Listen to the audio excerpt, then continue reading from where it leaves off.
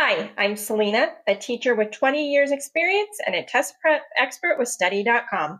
If you're studying for the FTCE Computer Science K-12 005 exam, this video covers everything you need to know about the knowledge of computer hardware, software, and networking, from CPUs and storage to operating systems and network devices.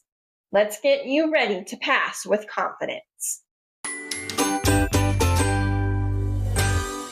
Which hardware component is primarily responsible for performing calculations and executing instructions in a computer system?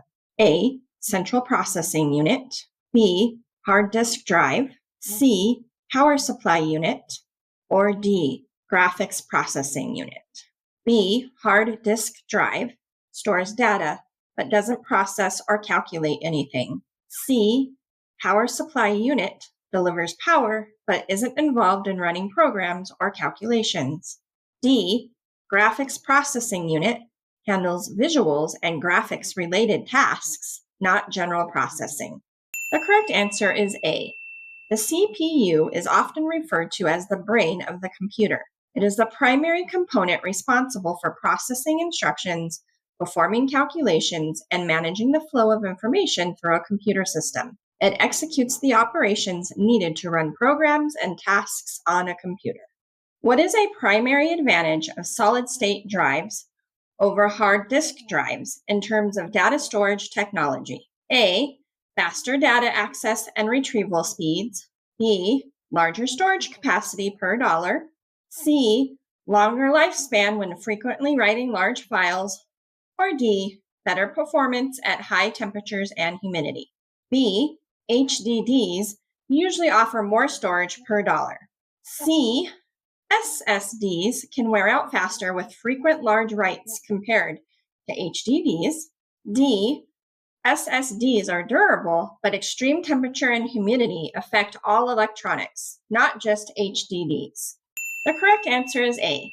Faster data access and retrieval speeds. SSDs use flash memory to store data, which allows for quicker access and retrieval times compared to the mechanical nature of HDDs, which use spinning disks to read and write data.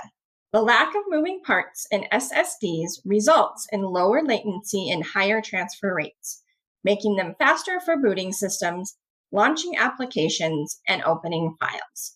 In the context of network protocols, which layer of the open systems interconnection model is responsible for determining the path that data takes from the source to the destination, including addressing and routing decisions?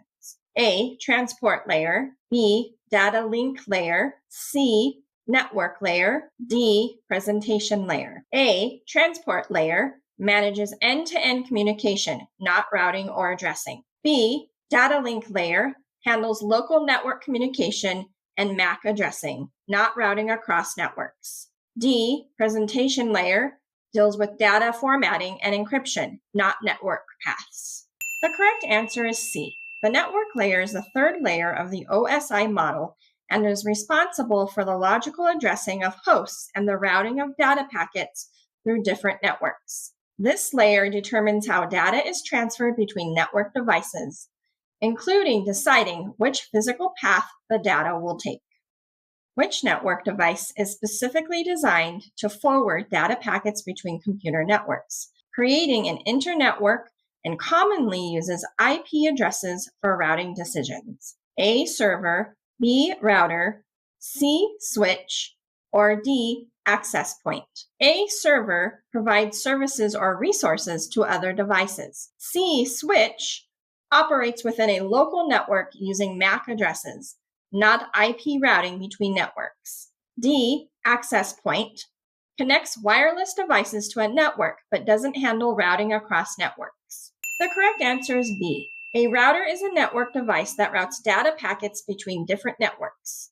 It makes decisions based on IP addresses to determine the best path for the data packets to reach their destination across multiple networks, which is essential for internet connectivity.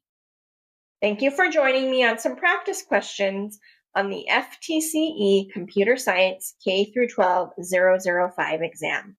focusing on the knowledge of computer hardware, software, and networking. For more practice, check out our FTCE Computer Science K-12 005 playlist. And for even more detailed practice, strategies, and customizable study materials, head over to study.com and check out our FTCE Computer Science K-12 test prep course.